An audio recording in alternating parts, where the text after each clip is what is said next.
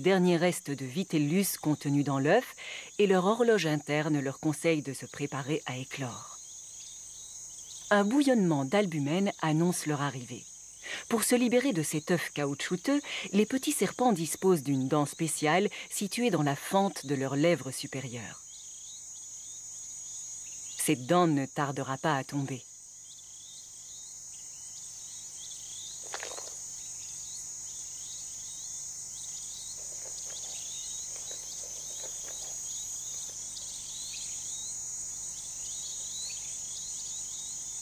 De petites langues fourchues explorent l'air.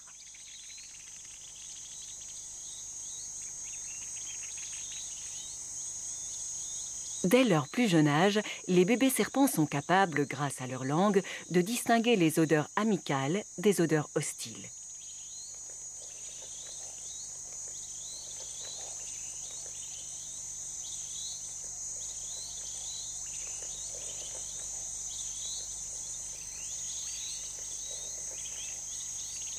Leur petite mâchoire était légèrement coincée sous la coquille, mais un bon bâillement suffit à les remettre en place.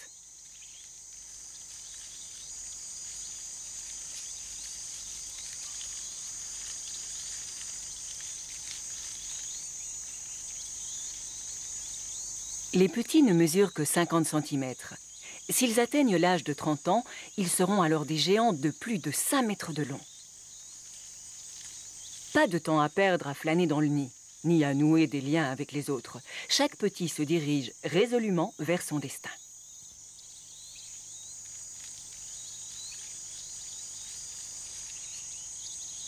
Un par un, ces minuscules corps magnifiquement camouflés se fondent dans les broussailles. Un retardataire les regarde s'en aller.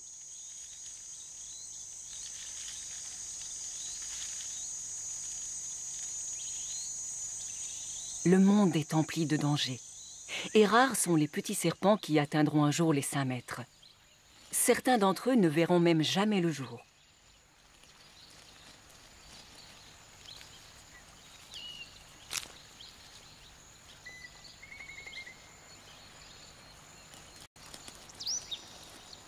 Ces jeunes serpents ont passé le premier test de qualité de Dame Nature. Mais à présent, il faut se lancer dans un véritable jeu de cache-cache face à de redoutables adversaires. Comme celui-ci par exemple, un Varanus gloerti, qui scrute les moindres recoins à l'affût d'une proie.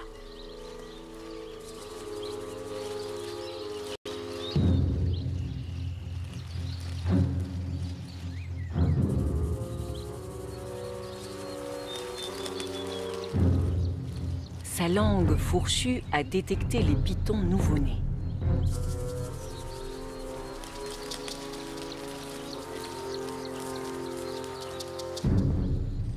Et les mères n'étant pas à proximité, le champ est libre. Il n'a qu'à se laisser guider par les appétissantes effluves qui s'exhalent du nid et à bloquer la sortie.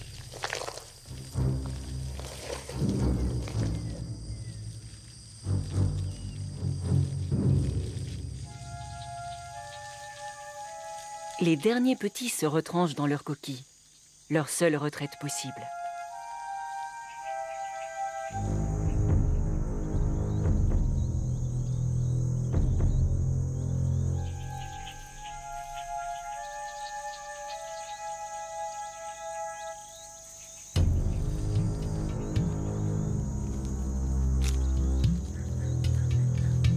Quelle déception! Un œuf vide. Par contre, celui-ci...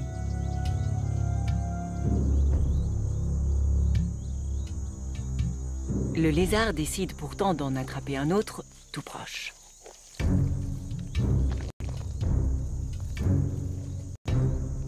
La coquille s'avère plus coriace que prévu. Elle refuse de céder.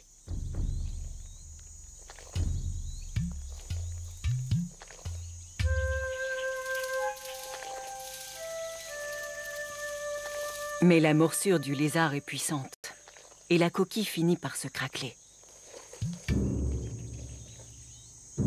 Ce bébé serpent ne verra jamais la lumière du jour.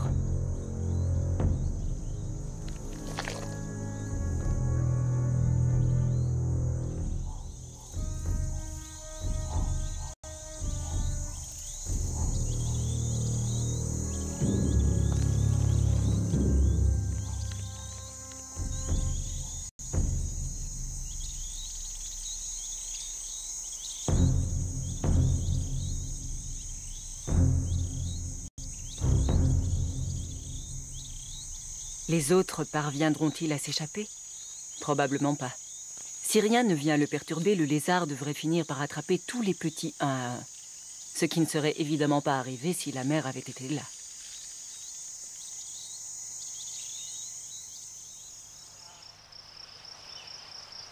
Celui-ci a réussi à prendre le large. Un jour, lorsqu'il sera grand, peut-être rendra-t-il à ce lézard la monnaie de sa pièce.